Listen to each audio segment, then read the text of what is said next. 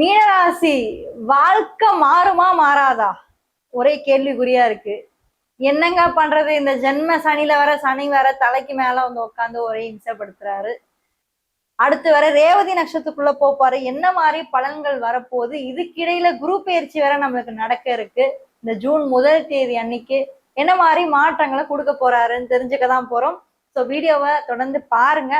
ஏன்னா இந்த ஒரு வீடியோல உங்களுக்கு மிக முக்கியமான ஒரு விஷயத்த பத்தியும் நான் வந்து சொல்ல போறேன். குருவோட பார்வைகள் என்ன மாதிரி பலன்களை கொடுக்க போகுது அதையும் நம்ம பார்த்துடலாம். சேனலை இன்னும் நீங்க சப்ஸ்கிரைப் பண்ணாமலே பார்த்துட்டு இருந்தீங்க அப்படின்னா சேனலை மறக்காம சப்ஸ்கிரைப் பண்ணி வச்சுக்கோங்க. குருவோட பார்வைகள் எந்தெந்த வீட்டுக்கெல்லாம் விழப்போகுது இந்த மீனராசிக்கு நம்ம பார்த்தோம்னா, குருவோட பார்வை 9வது வீடு, அதாவது 5ஆம் வீட்டுல இருந்து 9வது வீட்டுக்கு குருவோட பார்வை விழுது. 11ஆம் வீட்டுக்கு குருவோட பார்வை விழுது. அதுக்கப்புறம் ராசியிலே குருவோட பார்வை விழுதுங்க.